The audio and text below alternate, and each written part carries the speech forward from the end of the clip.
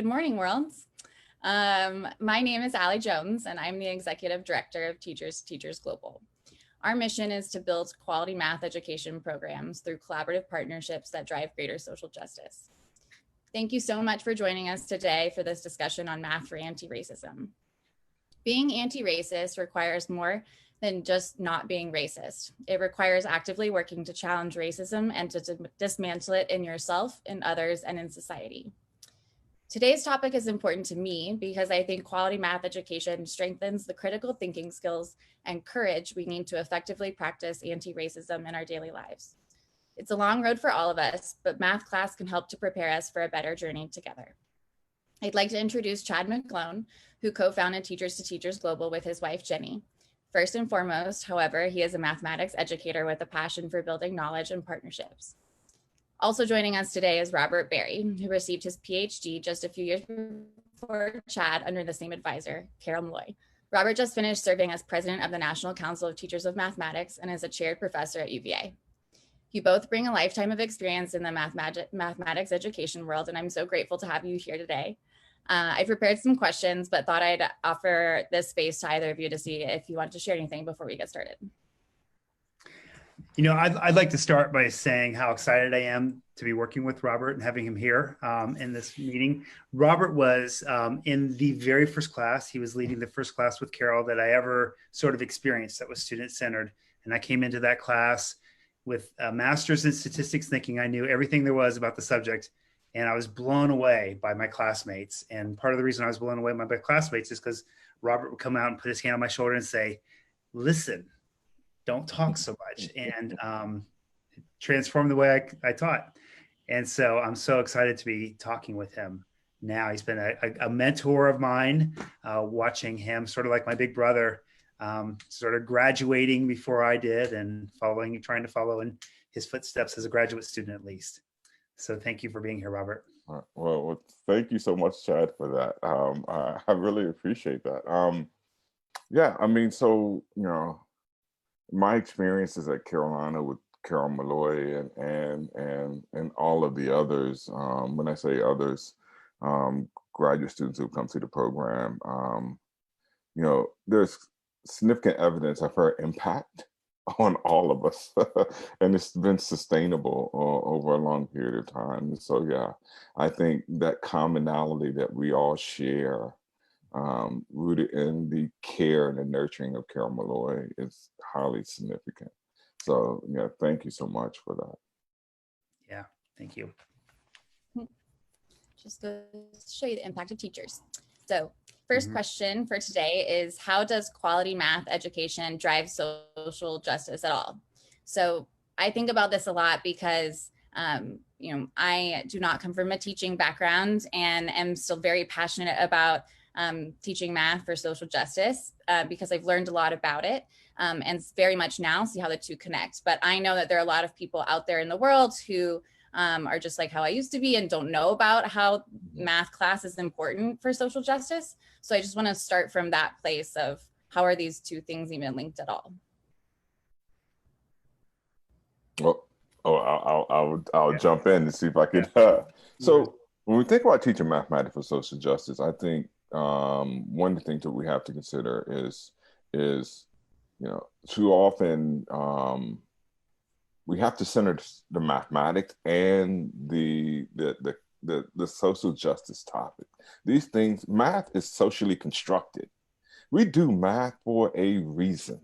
And too often math happens in spaces that are independent of social constructs. You know, so there's oftentimes you might hear this, like there's school mathematics and there's real mathematics. And somehow we have to figure that out. You know, when I say figure that out, school mathematics should not be independent of what happened in the lives and the experiences of people.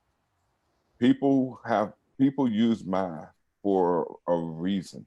And this is where the intersection between social justice and critical math and all of these ethnomathematics, all of these topics intersect in very interesting ways.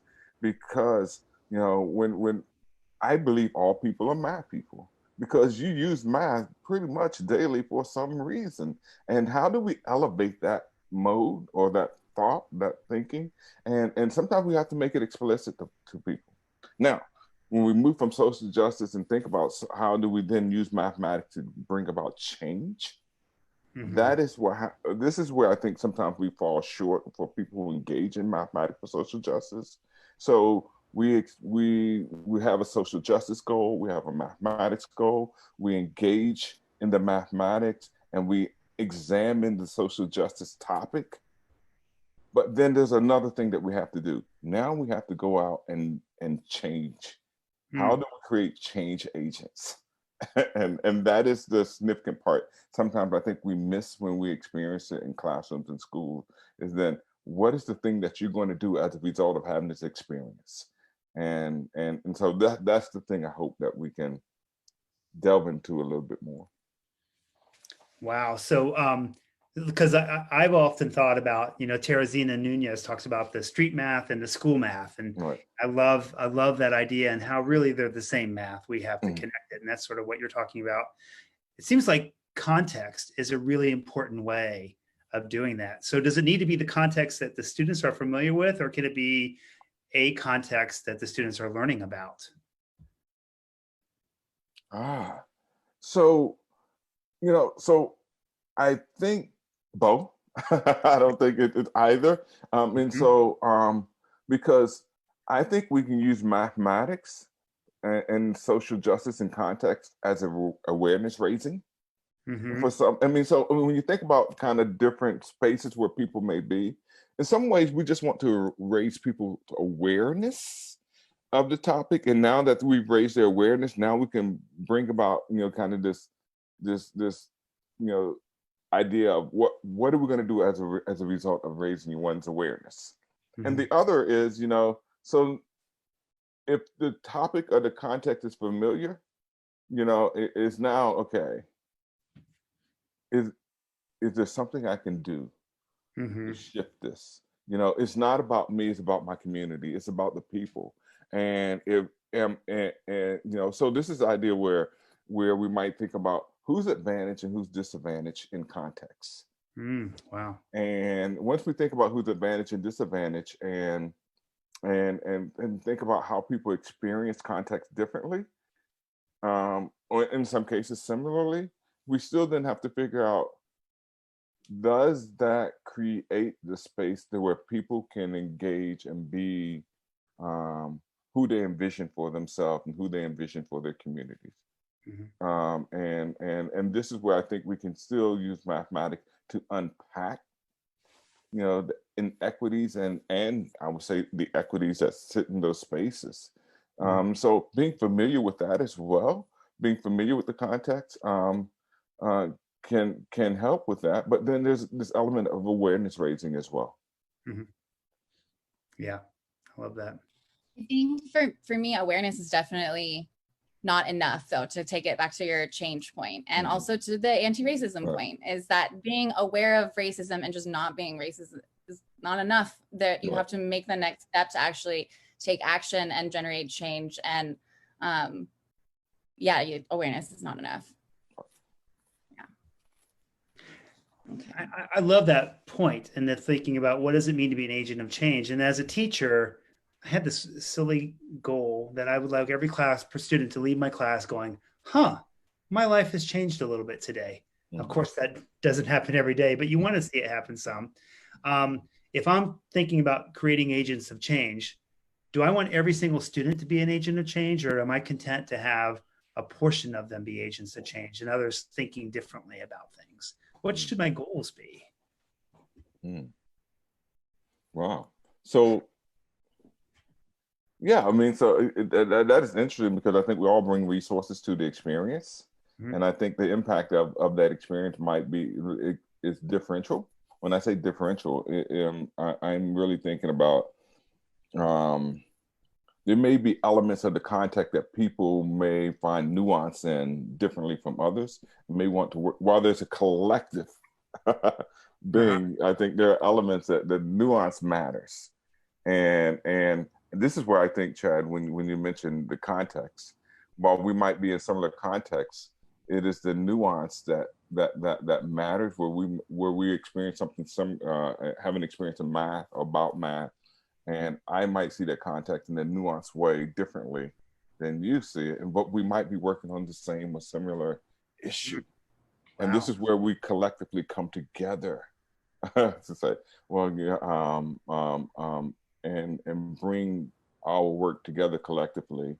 And so the nuance in which I think those pieces come together in very interesting ways on a larger problem.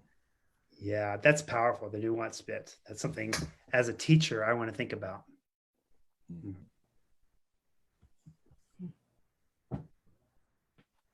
Okay, so I think actually this takes us right into the next question, which is on how do we talk about the hard things? So how can math class be a place where we talk about the hard things and also build solutions for how to improve them in real life? I think particularly when we reflect on failure and confronting failure and the anxieties that come with math on a timetable and the idea that there's only one way to solve a problem, and there's like all these other pressures too involved in math class itself. How can we kind of tackle all of that and use math class as a space to be more courageous in how we acknowledge what we know and what we don't know, and then work together to build a solution for something better together? That's a big question. Just wait till you see the follow-up. Well, I think, so the conversations about the heart, so the moment in time in which we're experiencing right now, I think it brings about ways that we can have the conversations about some things in a way that we weren't able to have it, I would say, over a year ago, if I can just timestamp it. So issues around race, issues around healthcare, issues around, even, hey, let's talk about social distancing. What does that mean? That's an area problem right there, right? And a lot of schools are trying to solve this area problem around social distancing if their goal is to get back into schools. And they're realizing, hey, oh, wow. In order to, meet this social distance guideline, do we have enough space? And so that's mathematics. So we can talk about the mathematizing of things in a way that brings in the socialization and the context. And so, and then it raises the question, since we don't have enough space, if I'm using a social distance example, what do we do? And so it really kind of brings in the question, even issues around race. I mean, I live in Virginia. And Virginia is a very interesting state. And I don't live too far from Richmond, Virginia. And then I don't know if you know the context with the Confederate monuments and all of those things, and the things that people are doing to raise issues around the history around that. But also there's these interesting conversations about cost analysis, about removing those monuments, the weight of the monuments, the placements of the monuments, all of those things. That's mathematics. And so it lends itself to these interesting conversations around those monuments. Even when you think about the historicized nature of it, when did these monuments come up? And why did they come up at the time when they came up? And so you can have these conversations in the context of learning about, I saw a graph in our local newspaper where we saw at what time were the monuments erected. And there was kind of the late 1800s through the 1920s. And then there was another boom, so to speak, if I can use boom in this context, in the late 1950s to the mid 1960s. Well, why at those two times? I mean, when you examine that mathematical representation, why are those two times? And what was the history and the context that was going on at those times? And so we can use math to critique, examine, and unpack the world. But more importantly, it provides us a leeway to have these kinds of conversations. You've given us a global math story, because the story about the monuments and how they were built would be fantastic, and to do the lesson from it. So let's say I'm a parent in a rural school, and you come to teach my students, my kids, and by the nature, social justice is really pushing kids to think differently, maybe than I want them to think. And in today's world, you see us a real polarized country that we have. How do you, as a teacher, talk about teaching your students and whose parents may have different views than you? How do you sort of find that balance? And so I really do think, you bring up global math stories. I think there's stories. I mean, so it is the nuance in the stories. I do think that we didn't, so oftentimes I think about this, and I cannot, so I give credit to one of my colleagues at Iowa State, Krista Jackson. She uses the frame, listen, act, and engage. And so as we begin to think about, some issues around topics that may be highly sensitive. And so I think, listen, and so, so how do we create the spaces that so people can be heard? People want to be heard. And so, and even in mathematics, we made another talks I've given, I said, we're purely thinking about math. Those who are heard are often positioned as being competent. So how do we broaden the space of competency? And so we have to have, even in a highly emotional setting, people want to be heard. Now, we have to help people manage those emotions and think about how they might manage those emotions. But for the most part, they want to be heard. So I think that's the listen part. And that's as a result of being heard, how do we then act on what we've heard? It is now building, I won't say bridges, but perhaps helping people understand the multiple perspectives that people might bring to an issue. And those multiple perspectives are even if we disagree, I do want you to acknowledge that I have a perspective that is different from yours, and just try to have some level of empathy or understanding about how those perspectives impact my worldview about this topic that we're dealing with, even in the rural setting, and engage. Then, so, okay, now that we have this, what are we going to do? There's something common. We have to find the element of commonness. When I say that sounded wrong, common. New word, I love common. It. Yeah. Try that with friends. We have to find those elements that we find in common. And this is where I think someone like a teacher can be helpful, in terms of, unpacking and understanding the different perspective, but also trying to figure out where's the common areas, and dealing with parents and dealing with community members, and then dealing with those who may have different views on a situation or context. And so, and then, so that way, there's still, I'm not going to claim that this may solve an issue, but I do think what it does, it creates the possibility that people can engage in a civil way, and not imply that they're, and engage in a way that is respected of one another. So a great teacher is able to do that while teaching or helping students discover the formula for slope. That's a pretty amazing task for a mathematics educator. Yeah, even in your example, the formula of slope, I mean, it might mean that, we can look at ADA issues as it relate to slope. We can look at, so the challenge of that would be is, how do we then help teachers understand the possibilities of mathematizing context, community, and other things. And so, yeah, when you said slope, I thought ADA, I thought all of these other things. So it is, and I know my experiences are different from others, but then, it is, it is about, well, how do we work with people to help them kind of build those things? And this is where I think storytelling comes into play.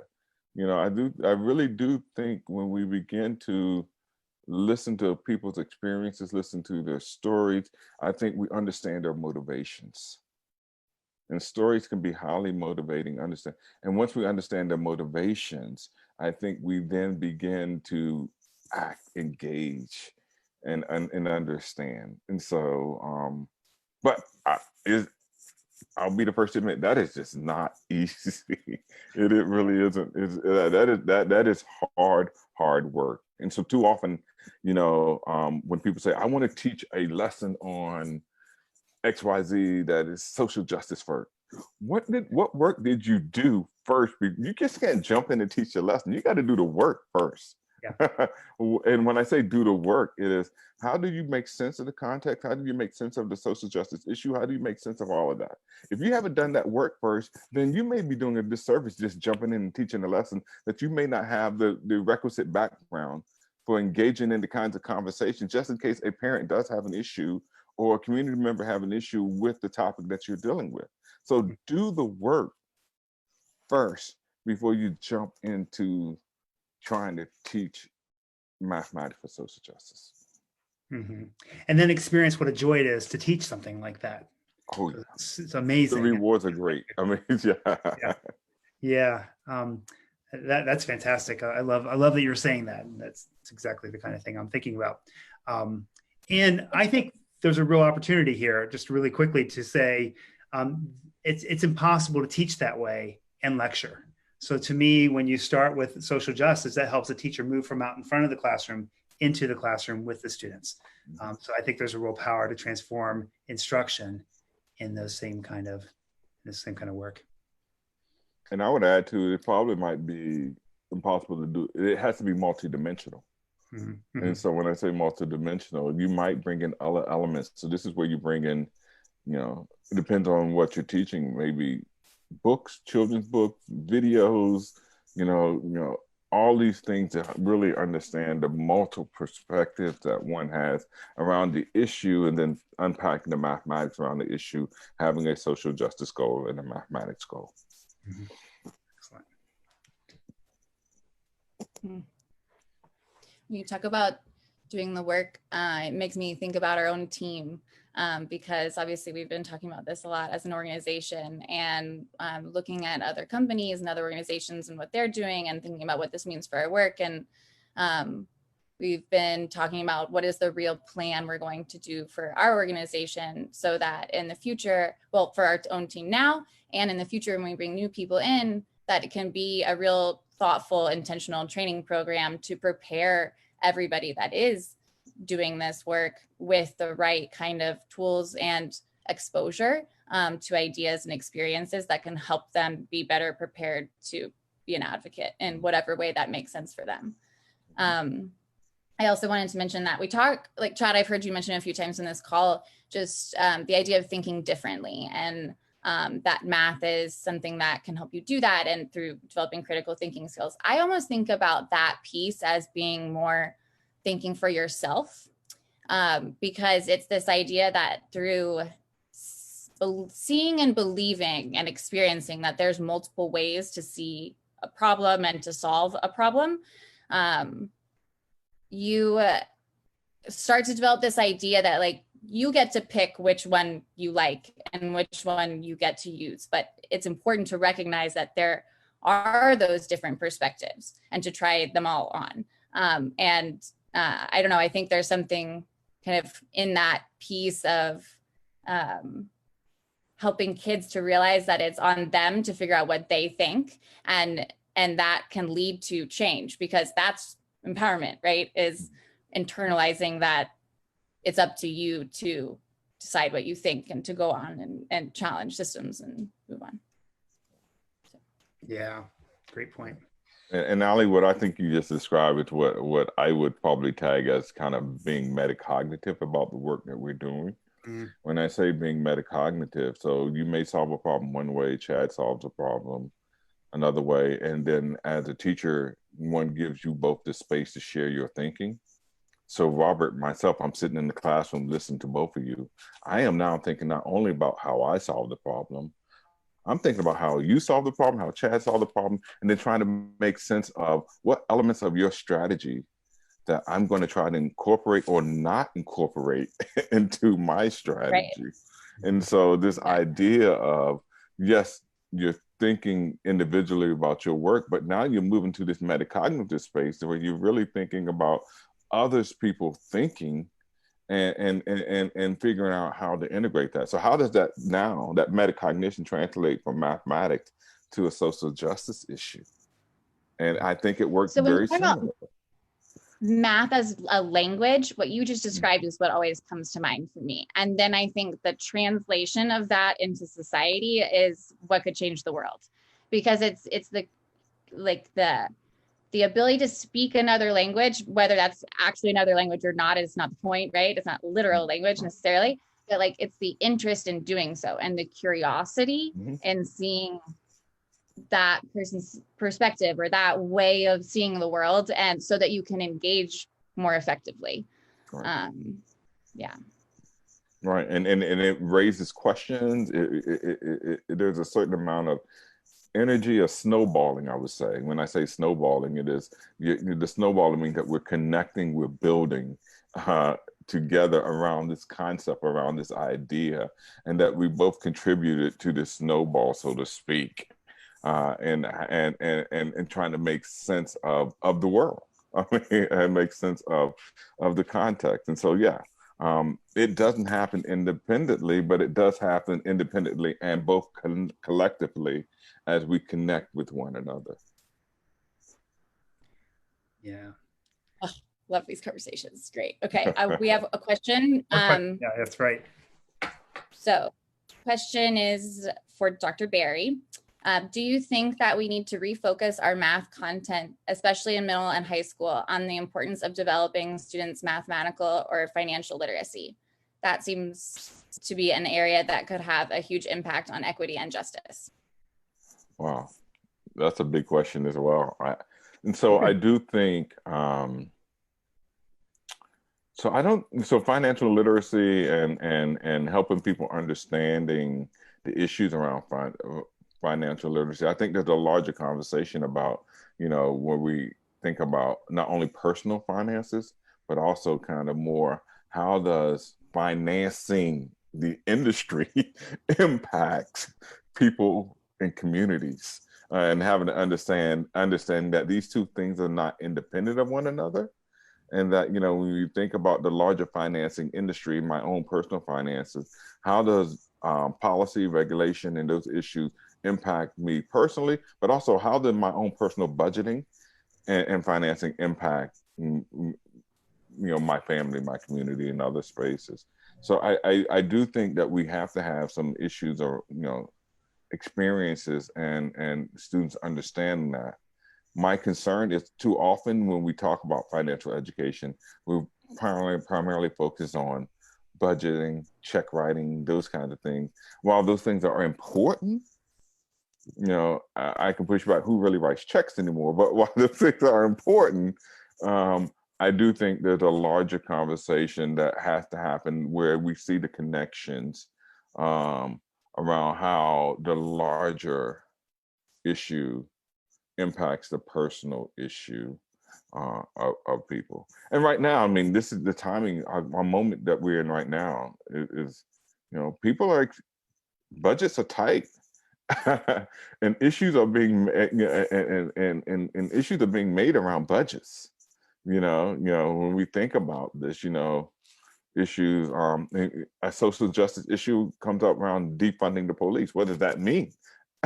Or what does defunding schools mean? Have schools always been defunded? And what does that mean about my personal self-efficacy as it relates to my my personal financing as well? So I know I probably over answered that question, but hey, I'm sorry. No, I don't think you over answered at all. I mean, these are all the big questions. We are just about out of time. So I wanted to just thank you both so much for your time and for your brains. I always joke with Chad, he's a big bike rider, just please wear your helmets. So today I'm going to say, please wear your masks.